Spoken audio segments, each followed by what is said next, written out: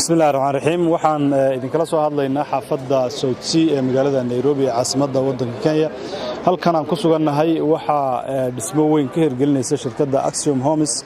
oo halkan ka hirgelinaysa sida aad jeedaan dhismahan weyn oo lagu magacaabo Axiom Heights isla markaasina noqon doona building aad u weyn oo wax weyn ku soo kordhin doona xaafadda Southsea waxaan sayga ma foga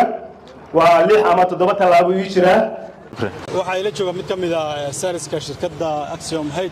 Axiom Homes gaaraan gurigan Axiom Heights Abdullahi soo dhawow bal dadka sharaxaad kooban si gurigan iyo guud ahaanba shaqooyinka shirkadda qabato walaalow Allah ku kaalmay walaal macaan shirkadda waxyaalo badan ay qabtaan meelo badan oo ay ka soo dhiseen waana sidaad u ogtahay dhismooyinka kor ay u socdaan balse anaga xaafadda aan ka dhisno iyo xaafadooyinka ay ka dhisaan shirkadda ayaan ku kala sheegi karaa waa Parklands iyo Southsea iyo waxay ka dhisaan oo kale Hurlingham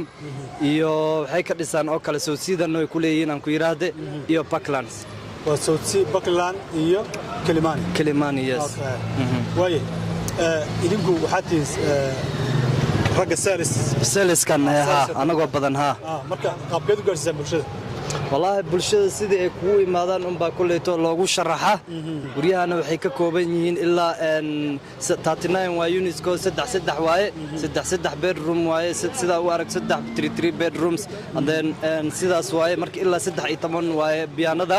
marka sidaas waaye aad baan ku salaamaad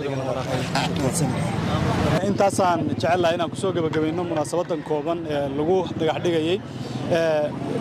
dhismaha weyn ee halka laga hirgelin doono ee Axiom Heights ee ay hirgelinayso shirkadda Axiom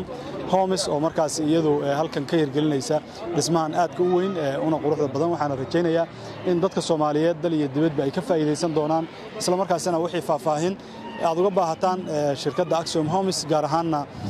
dhismahan Axiom Heights waxaad la xiriiri kartaan lambarada iyo ciwaanada shaashada ku qoran